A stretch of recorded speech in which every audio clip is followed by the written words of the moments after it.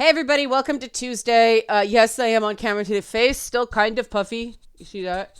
Puffy face.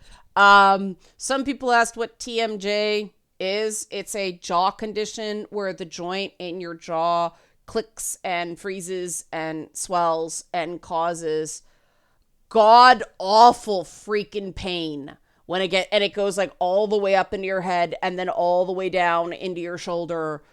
And I'm pretty sure it was a combination of a really stressful week and just the weird pressure fluctuations that are going on with this heat wave.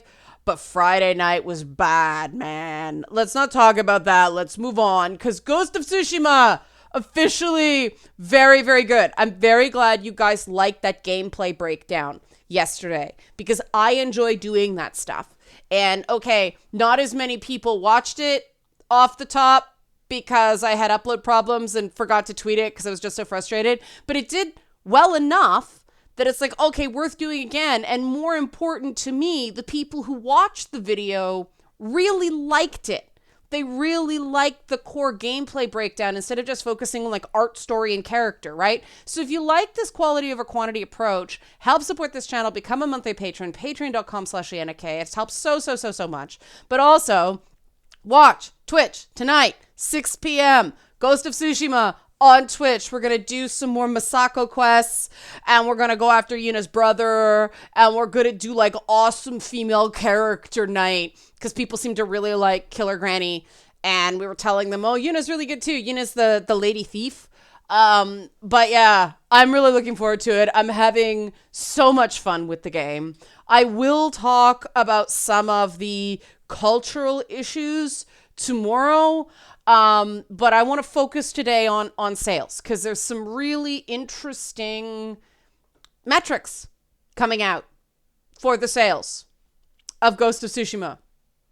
And compared to The Last of Us 2, it bodes much better for the long-term health of the game. You may remember when I did Last of Us 2 stuff, I talked about an utterly abysmal 80% sales drop after the first 3 days. Last of Us 2 sold 4 million copies in its first 3 days and then dropped off precipitously by 80%. Ghost of Tsushima sold 2.4 million copies in its first 3 days, which is freaking amazing for a new IP in gaming. New IPs are tough. But new IP means new intellectual property for people who aren't down with the jargon.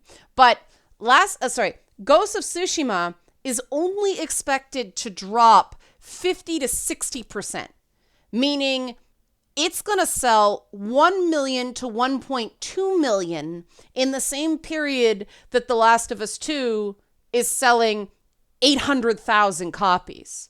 Now, what does that mean? That means that Ghost of Tsushima is already lapping it's gaining on The Last of Us 2's head start by about 200,000 to 400,000 copies in its first week.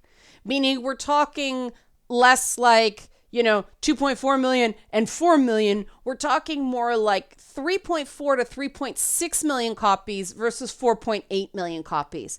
And as that continues to stretch out, Ghost of Tsushima is gonna catch up to The Last of Us 2.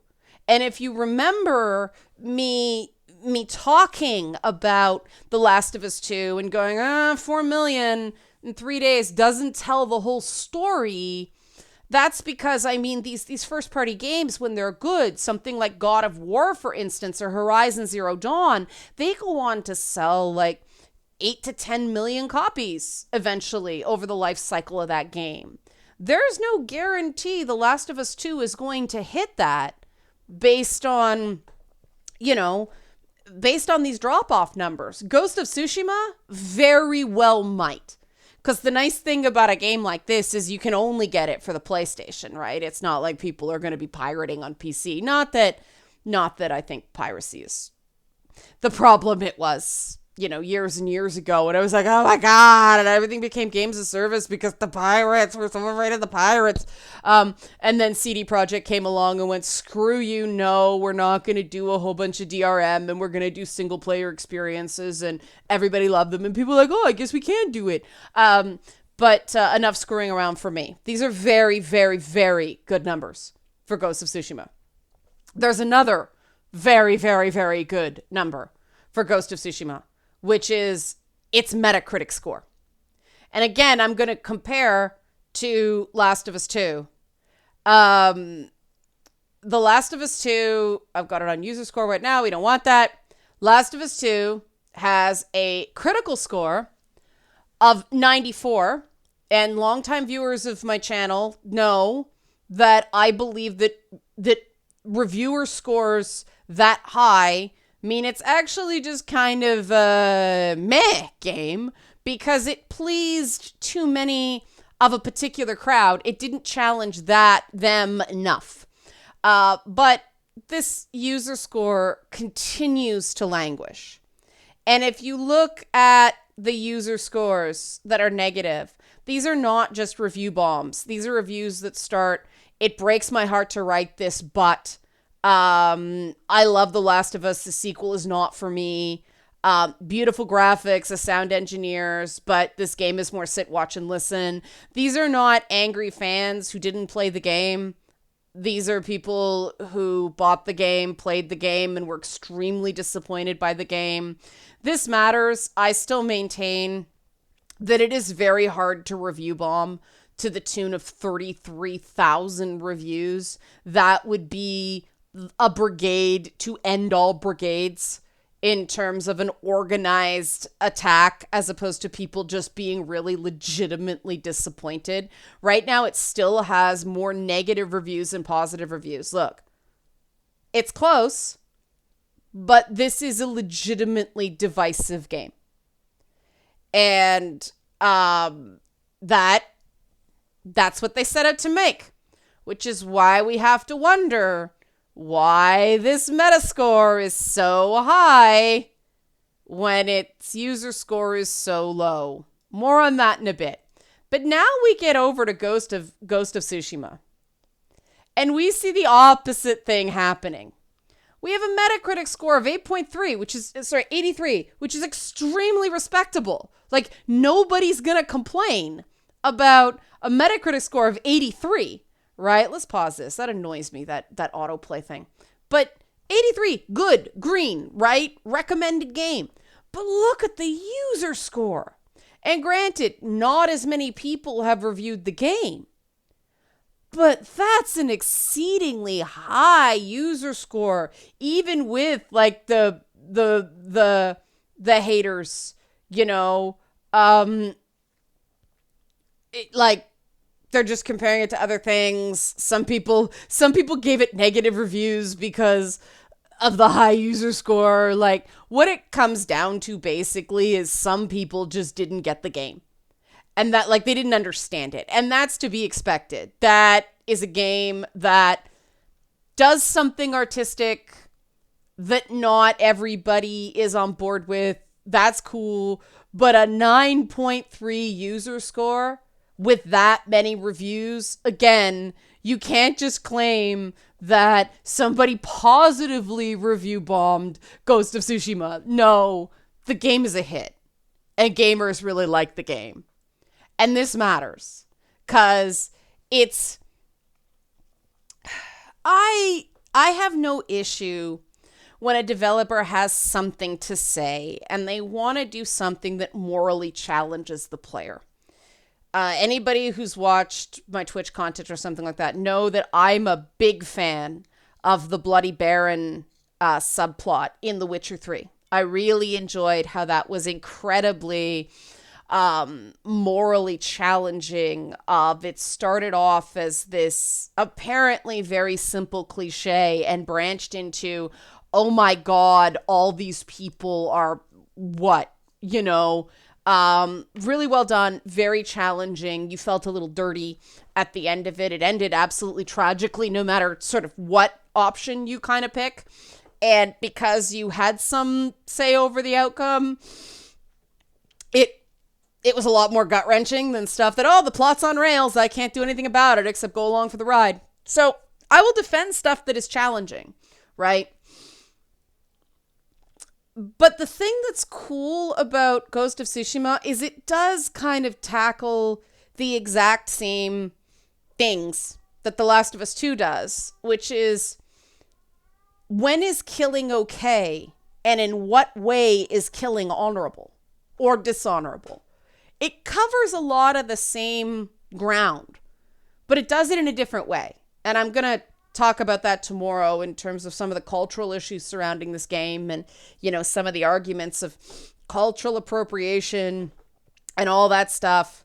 Though I think we can put the cultural appropriation thing away, because part of the reason the drop-off is so low is that in Japan, people can't keep this game on the shelves. They really underestimated demand because it was an American developer, which is Sony's mistake, because I have never found the Japanese care terribly much about where something is made as long as it's entertaining to them.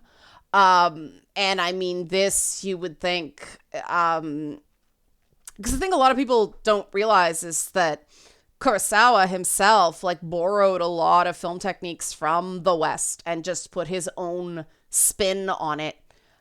So this idea that there can't be an homage done in the West, it just, I'll talk about this tomorrow, but it's artificial and it's counter to art. And I think we can all agree that Sucker Punch did an incredible job with this game. I mean, this is the difference between a game and an interactive story. The story with Ghost of Tsushima, it's not totally predictable, but it is pretty predictable in places, and that's part of the fun. It's an homage to a particular director's filmmaking style. It is not trying to be history. It is trying to be, we loved these movies in all their glorious cheese. We are going to make a game based on these movies, and it wouldn't be a proper homage unless they too indulged in glorious cheese, right?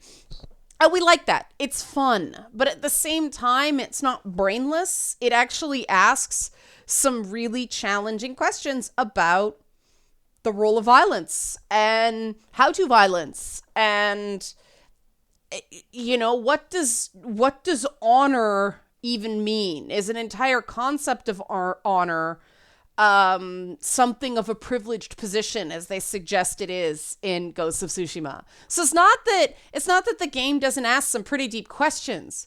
It just doesn't beat you over the head with the deep questions. If you want to ignore them, you can. It's a super fun ride, but it's nice to see it take off. It's nice to see, it's kind of an underdog story, isn't it? Because it didn't have the marketing push. I pre-ordered it just because it just looks so pretty, and I was curious about it, and I needed a freaking palate cleanse after The Last of Us 2. I even got the steel case, which I never do. But I was so hopeful of this game. I got, like, look at this, is pretty. But I was just like, the guy at EB Games talked me into it, but it's so pretty. Like, pretty. I was so excited to play it, I didn't even redeem the code for it. I totally forgot. I was just, let me in the game. And it is, like, it's immediately engaging. And I think that we have to hype these games. We have to hype these games that we think are great. The same way I was super excited that, like, Animal Crossing got mad hype, but, like, Doom Eternal got its own sort of more niche hype, because the only way to combat the negativity that happens online regarding games is to inject positivity. And so mad hype to Ghost of Tsushima. The hype is real. The hype is organic. People love this game. Good for Sucker Punch.